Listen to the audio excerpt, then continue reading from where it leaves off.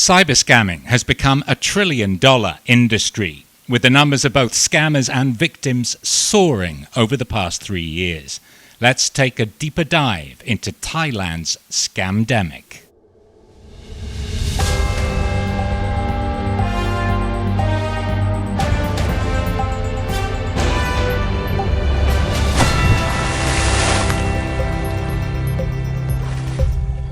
I'm Dave Kendall with Deeper Dive Thailand from the Bangkok Post.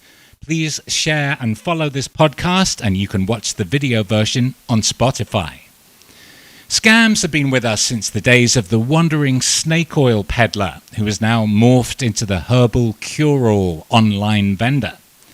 Many of the online scams today are adapted from centuries-old swindles that use the postal service, such as the fake Nigerian prince who emails you offering a share of his fortune if you help him get it out of the country. And of course, he needs your bank account number to do so. Another perennial scam is phishing. A scammer pretends to be someone else, your bank, your company's human resources department, a government department, or any random company you may or may not do business with.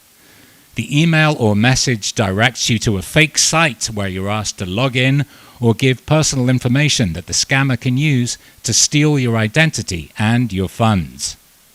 Here's another common ruse. A scammer, often based in India but pretending to be Microsoft, tells you your computer is infected with a virus and they need access to your machine to fix it. Once inside, they'll steal your personal information, plant malware, or at the least, try to sell you a piece of software you need, ironically enough, to protect you from scammers. Then we've got all the romance scams on dating apps. Some involve the so-called long game, where trust is built up over a period of time before the victim is asked to invest in a business or transfer money to get a non-existent expensive gift that's stuck in customs.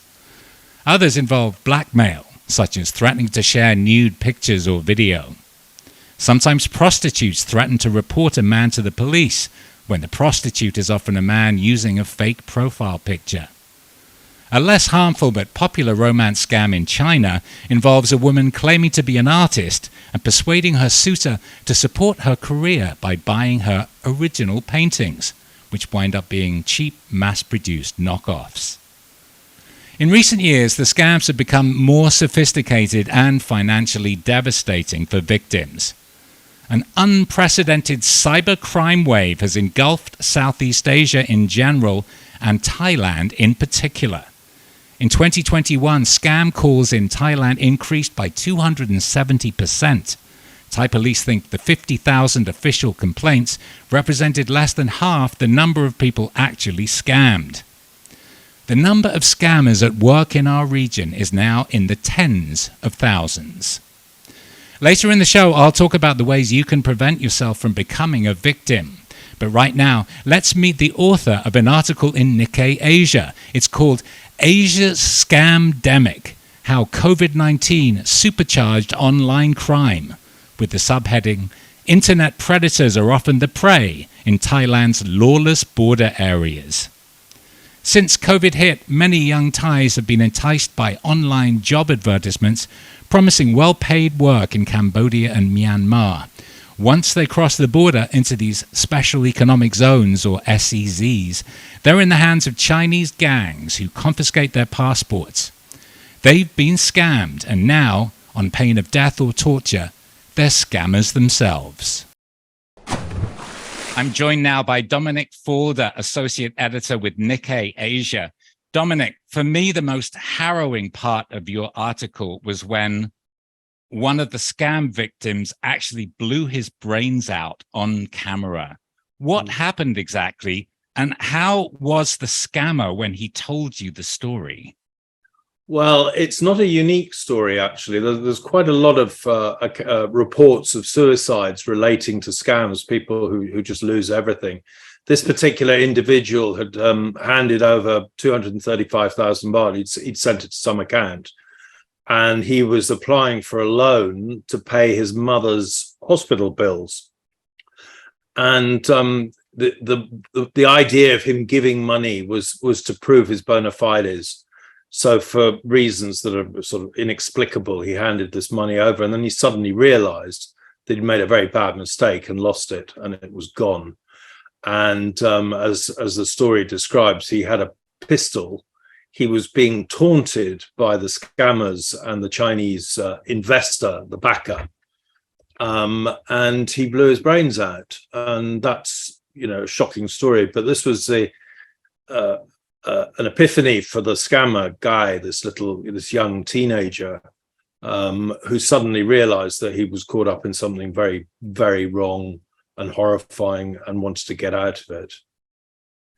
Had he voluntarily gone over then? Like, how you write that the predators are also the prey. In this case, how did he wind up being a scammer?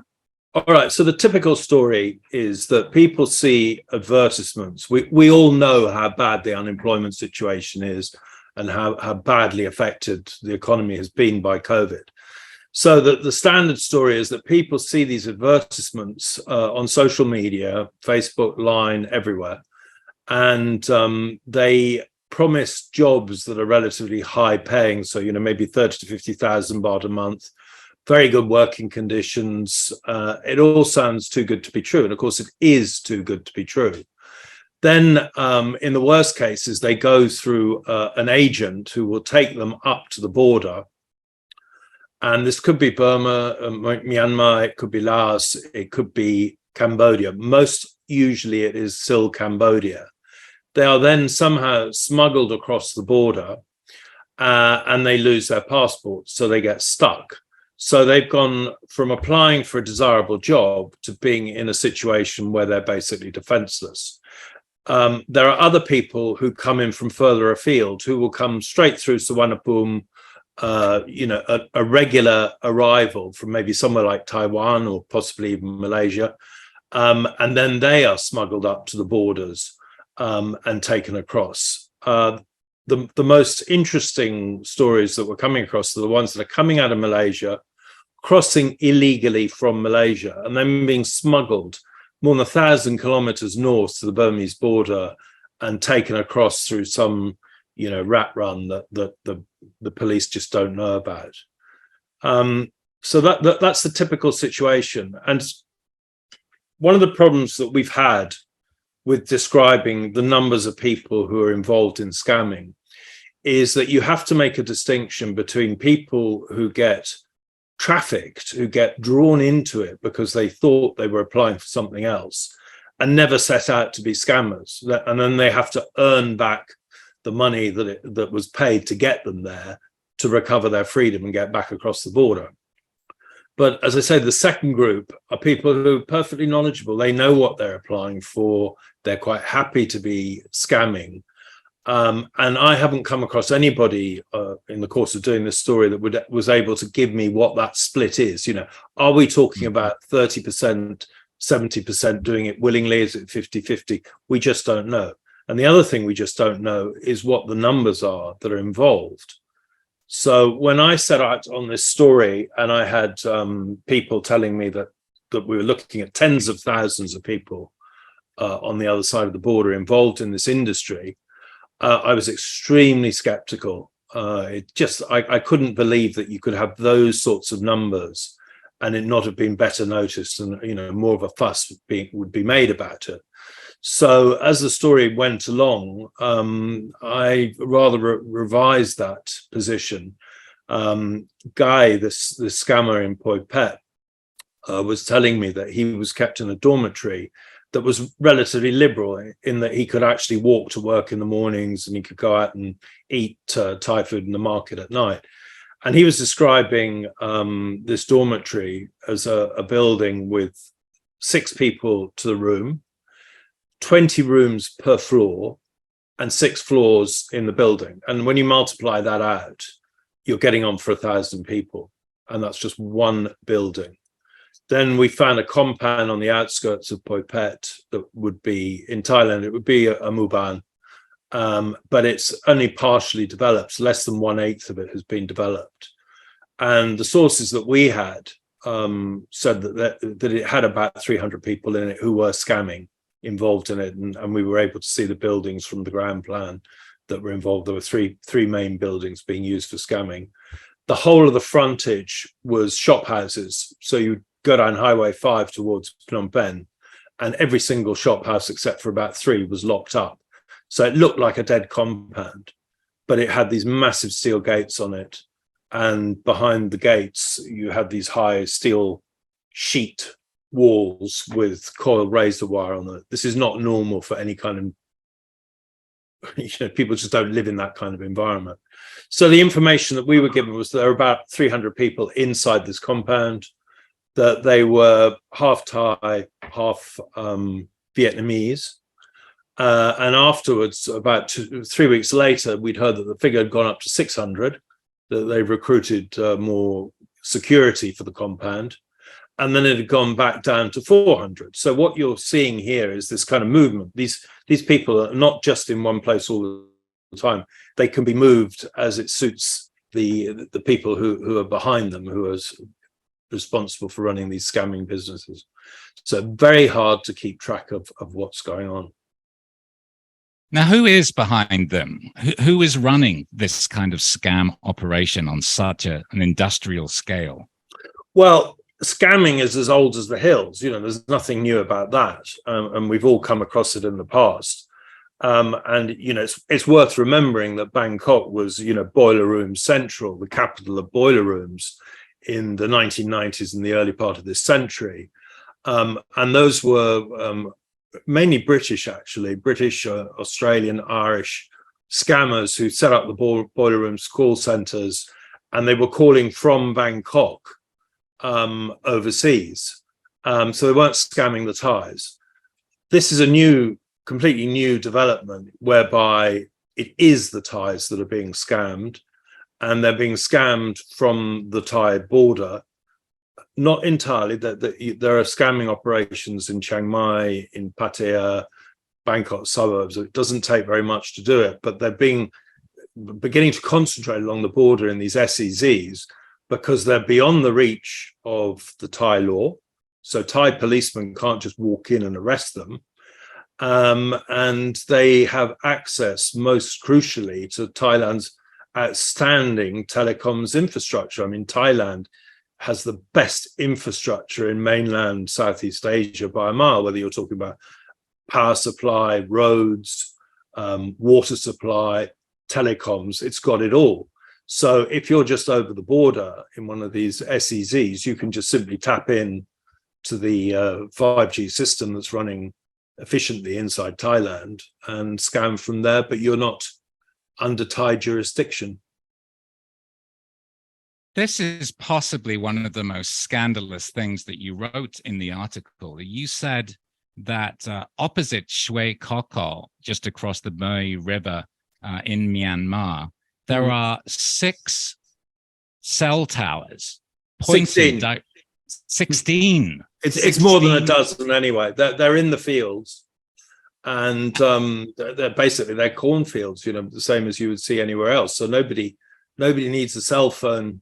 Very few people need cell phones in cornfields, but the signal is extremely strong. It's 5G 4-bar, and they're basically facing Shui Kokol. So yes. And who has erected these cell towers? The cell towers in Thailand are owned by the 3 operators, mobile operators. So you've got DTAC, AIS, and True. And it's not possible just casually for us to work out who owns which towers. So we're not pointing fingers at anybody. I mean, you have border to border 5G in Thailand. That's the situation. And if any operator will tell you immediately that they can't be responsible for what's on their systems are being used for. Systems are used for criminal activity all the time. The question is whether those cell towers should be where they are in these instances. Why are there so many, and why are they pointing out of the country? Yes, I mean, the telephone system is clearly being used for scamming. Everybody knows that, and the police are right up against it. I mean, they've been dealing with things called scam boxes, and you can put 32 SIM cards into one of these things, and it just pulses, the SMSs, whatever's being used for scamming relentlessly at people. It used to be possible for people to buy 400 SIM cards at a time. And that has been stopped. And it's very important that it is now enforced. But basically, if you are in possession of more than 5 SIM cards, you're going to be asked for an explanation. Why do you need more than 5 SIM cards?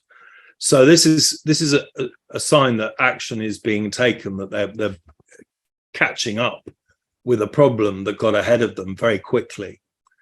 And this thing snowballed because of COVID. There's the correlation is absolutely clear. So you've got this terrible combination of unemployment, people losing their jobs, they're desperate for work, they're more gullible and vulnerable than they would normally be. And then there's the much bigger regional picture. So if you go back to the second part of the last decade, you'll find that China has these anti-corruption campaigns, that they've been clamping down on gambling. They don't like people going abroad, taking a lot of money out of the country to gamble. And that has meant that they moved on Macau, which was where a lot of Chinese would go to do their gambling. So the writing's been on the wall for Macau for probably the last 6 years. And what that has meant is that people who back gambling, people in the industry, have moved into mainland Southeast Asia, particularly Cambodia. So we saw this explosion of casinos in Sihanoukville, the new Macau, which kicked off in about 2016. So Sihanoukville exploded, and basically it's become a Chinese city. Cambodians no longer live there. And when we went about 4 years ago, it was intriguing that nobody actually knew how many casinos there were in town. I mean, it was exploding at such a rate there wasn't anybody you could go to and ask officially how many casinos are there here. So in 2019, there was a problem with online gambling. So people were running casino operations inside Sihanoukville for mainland China, so that the Chinese were gambling remotely. And it became so serious that the Chinese government asked the Cambodian government to clamp down and put an end to this. And, they made a big fuss about it, but basically it didn't happen. The Chinese government, meanwhile, put pressure to bring back people, Chinese people, nationals, back home, and sort of try and reduce the number of people involved in basically criminal activity. So that was already happening 2019. And of course, 2020, COVID comes in. The result of COVID is that you get an immediate shutdown in tourism, not a little bit, complete shutdown. So 10 million Chinese visitors that came to Thailand in 2019 didn't arrive. Those people were coming in, they were going over the borders to places like the GT's SEZ in Laos, the King's Roman Casino, to gamble. Suddenly they disappeared. All the casinos in Southeast Asia lost their Chinese clientele. They lost their foreign clientele because nobody was traveling. So the solution was to put the whole thing online, so step up the whole online operation and then carry on doing it remotely. So if you went into the casinos that were open, you'd see people sitting there with earphones on, talking to somebody in China, or cards being shown to a TV screen, to a camera. That kind of thing was going on. And once this infrastructure was upped, people who were doing it realized that this infrastructure could be used for other activities. And the one that's most serious is scamming that we're aware of. And so that's why you got this incredible surge in the amount of scamming that people were encountering. And at the same time, it became far more sophisticated. So we have one example of people being rung up and told that they're about to be arrested, and that they are suspected of involvement in drug smuggling or what have you. And they get very panicky, and they're asked if they would like to speak to the police officer in charge of their case, and they say, yes, please. And a policeman comes on the screen on the Line app or whatever the video connection is. and he's sitting there and he's got your ID card, your ID number, reads it out, looks at you, compares you to the picture, and confirms that it's there. So people that get caught up in this seriously believe that they're talking to a real policeman. In fact, they're not. There are fake police stations in places like Phuket, in the special economic zones along the Cambodian border. And when people tune in, they see somebody who looks like a policeman. They see police station activity, people moving around, lots of noise and bustle, and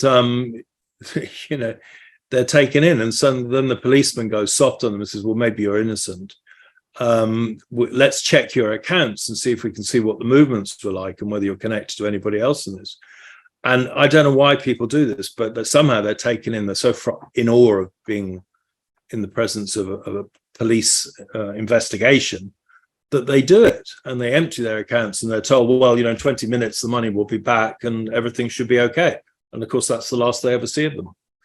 And a lot of money has been lost. But that's by no means the only scam, but it's an example of sophistication.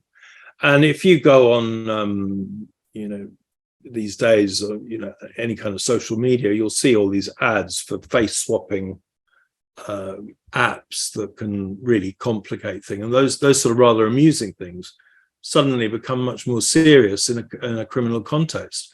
So you could have the face of a real policeman stuck on the face of somebody who's using the app, and it takes people in.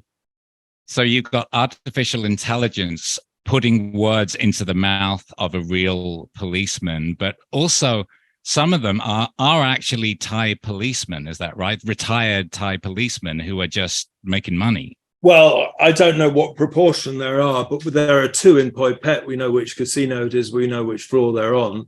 And I think their nicknames are Nat and Ton, and they're in their 30s, and they're former policemen. So they have the uniforms, the jargon, everything. They know the game completely. So they're sophisticated operators. And I was informed that particular casino has two police stations. One's provincial, one's a bigger one. Then it has a DSI office, and I think it was a public prosecutor's office. But anyway, so it's different things. So people think they're talking to different people.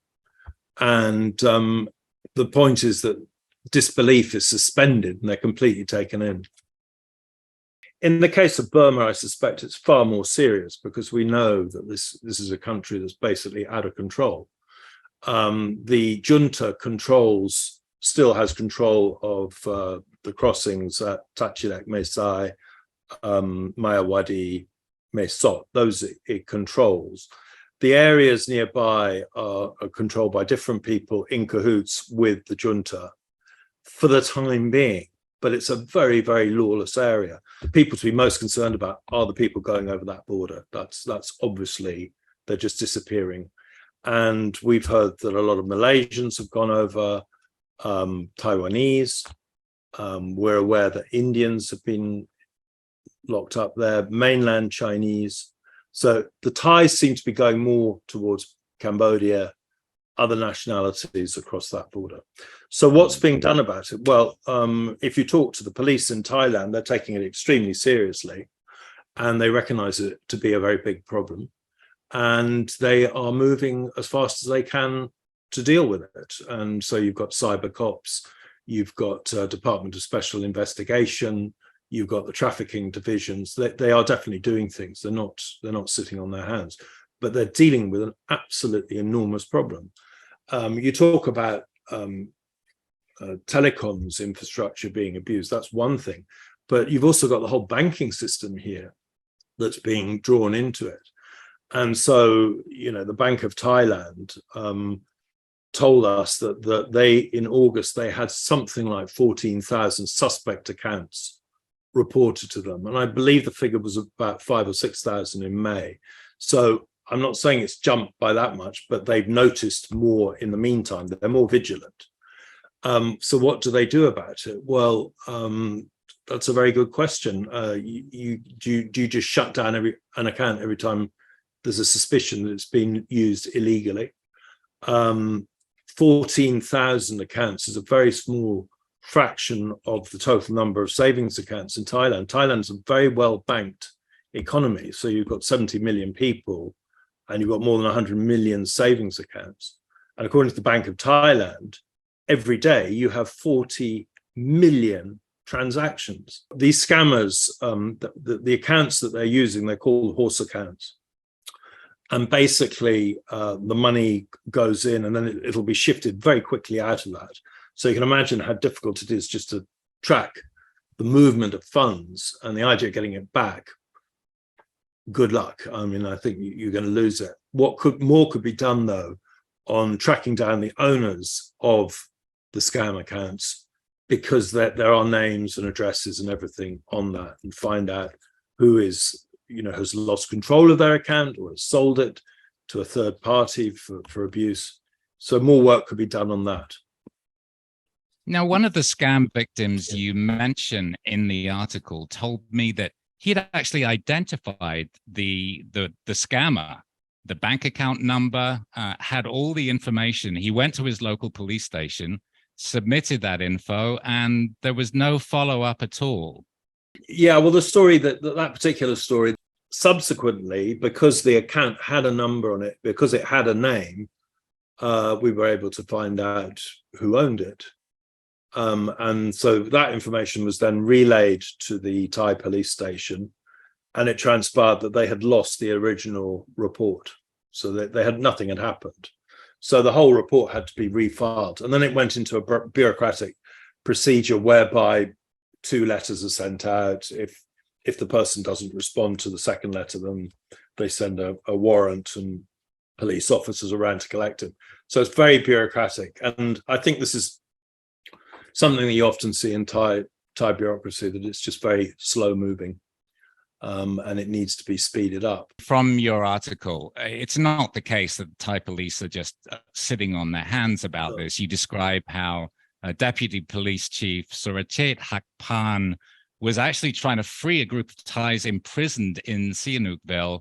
Yeah, he was negotiating with people who turned out not really to be government officials, but they were actually they were criminals. Yes, I think it's fairly clear that that's who he ended up talking to, and he was asked to pay money, and he tried to haggle, but basically he never handed any money over. The key point was that he'd gone in, they had identified the location of a large number of Thais in particular buildings, they knew which floors they were on. By the time they got there, the Thais had been moved, and they were on different floors, and he was denied access to those floors. So he emerged with about 30 people who he basically brought out with him, and that nothing was charged for that. The scale of this is really, truly frightening. What can ordinary people do to protect themselves from being scammed? Well, we go back to what the police are doing, and it's basically a massive public education campaign. Warn people that this is going on, make them vigilant, don't be casual. If somebody rings up and offers you something that's too good to be true, it is too good to be true. They're trying to con you. So that's their first line of defense, and that makes a lot of sense, because it makes it harder for scammers to be effective. One of the police chiefs I spoke to in Lam Chaban was interesting, because his name had been abused for scamming. So it wasn't his face, but his name had been used. So he'd had to clear his reputation, and was serious about it. But he told me about all the sort of Manhattan project that's been launched to get this going, and how all the police stations in Chonburi, for example, are cooperating, sharing information, and that information is going into a central database. And his comment was, basically it's cyber vaccination. You get people to be aware of what's going on, and that's their best protection. And there's a very interesting precedent for public information campaigns in Thailand. And that's 1991, when the whole AIDS epidemic was kicking off here. And we had a government, the Anand Panarachun One government was extremely active in public information on AIDS. No denial, we've got a big problem here. Everybody wake up. if you do X, Y, and Z, you will contract AIDS. It was the public service broadcasting on the hour. Even the soap operas had AIDS information woven into the plots, and it worked, and it became a model for AIDS campaigns globally. So Thailand is actually good at doing these things once it gets its act together, and that I think is quite promising. Cyber vaccination and cyber vigilance. The name of the article is Scamdemic. It's in the latest edition of Nikkei Asia, and it is a fantastic read. Dominic Faulder, thank you very much for joining us. Pleasure, David. What are the takeaways? Well, you may think you'd never be fooled by a scam, but when someone you believe is an authority figure threatens you, or a scammer uses other kinds of psychological manipulation, you're not acting from your rational mind. And in my opinion, in the era of information overload and constant overstimulation, we become less able to distinguish what's real and what isn't, to be conscious and present in the moment. A scammer stoking our fear and greed is more likely to be successful when our brains are already exhausted by the constant bombardment of images and messages. So, how can we protect ourselves? Number one, be suspicious of any stranger calling or emailing and asking for money, even if they say they're from a government department, law enforcement, business, tech company, utility, or even a charity. Tell them you'll call them back, and verify the identity of the contact by calling the relevant organization directly. Find them through an independent source, such as a past bill or an online search. Number two, safeguard your personal information and do what you can to prevent identity theft. The more information anyone has about you, including your browsing habits, can be used to customize a scam so it's more likely to fool you. Never provide personally identifiable information, such as a tax ID, birth date, credit card numbers, or address, unless you're sure you're dealing with someone genuine. Number three, do not wire money or crypto to unknown individuals. Never accept a job that requires depositing checks into your account or wiring portions to other individuals. Number four, be suspicious of anyone pressuring you into doing something immediately, whether that's to avoid punishment or take advantage of an opportunity that will shortly disappear. In other words, whether it's a problem or a prize. Number five, be suspicious of anyone asking you to pay for anything with a gift card, money transfer, or cryptocurrency. Scammers use these because they're hard to trace. And number six, follow the news about the latest scams because they're constantly evolving. And do some more research by following the links in the show notes. A good place to start is the Australian government's Little Black Book of Scams. So, what do you think of the scamdemic, and do you have any personal experiences? Let us know in the comments section if you're watching on Facebook, YouTube, or BangkokPost.com. Here's a couple of comments posted already. Renaissance writes, Thai should have learned by now about the integrity of quote-unquote investment schemes, and not to be fooled by them. There have been so many dishonest schemes over the years. Well, that's true, but scammers only need 1 out of 100 or 1,000 to cash in, and the scams do keep evolving, right? And Kuskaseksa says, when people are poor, they dream, and they're easy prey. It's easy to be sanctimonious when one has a fat pension. Well, no point judging anyone, in my opinion. Sometimes even the scammer who may be working against their will. We just got to stay vigilant and cyber vaccinated. Thanks for watching or listening. Please follow and share the show. And of course, stay up with all the latest news about Thailand and the world 24/7 on BangkokPost.com. I'm Dave Kendall. See you again soon for another episode of Deeper Dive.